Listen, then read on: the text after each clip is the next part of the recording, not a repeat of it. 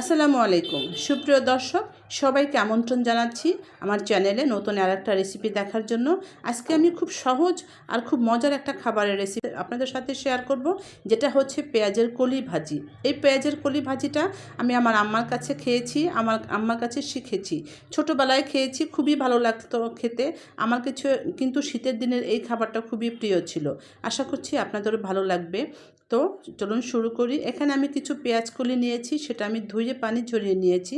তারপরে এরকম চাকু দিয়ে কেটে নিয়েছি। এটা কিন্তু বটি দিয়েও কাটা যায়, যার যেভাবে সুবিধা সেভাবেই কেটে নেবেন। আমি পরিমাণ মতো কেটে নিয়েছি, তাতে আমার প্রায় 1 কাপের মতো হয়েছে।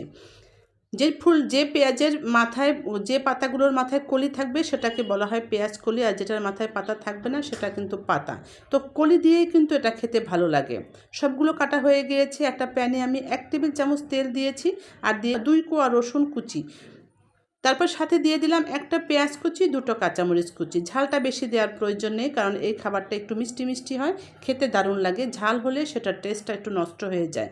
ভাজা হয়ে যাওয়ার পরে দিয়ে দিলাম পেঁয়াজের কলিগুলো। এখন এগুলো আমি ভেজে নেব। তাও চুলার আঁচটা কিন্তু আমি মিডিয়াম টু হাইতে রেখেছি, কারণ এটা যদি আমি মিডিয়াম টু লোতে ভাজি তখন এখান থেকে পানি ছেড়ে দিবে, কালারটাও নষ্ট হয়ে যাবে, খেতেও ভালো লাগবে না। লবণ দিয়ে দিলাম স্বাদ মতো।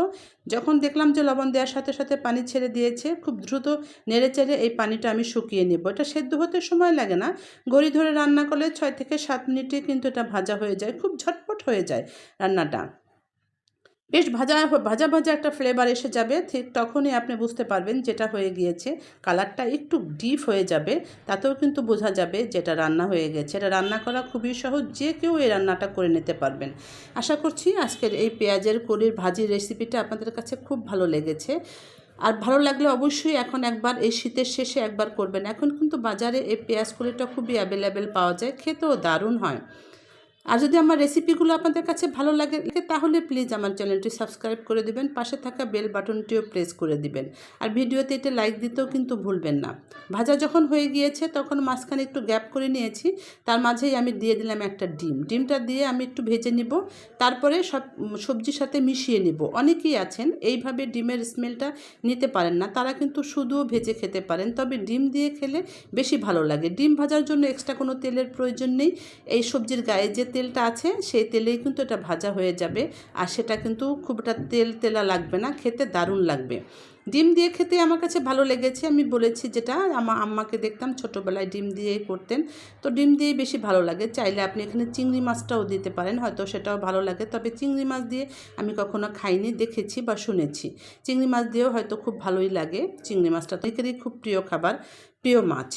তো এটা যখন দেখলাম যে এরকম ভাজা ভাজা হয়ে গিয়েছে, ডিমের যে একটা কাঁচা স্মেল সেটাও চলে গিয়েছে, তারপরে আমি এটা সার্ভ করে নিয়েছি।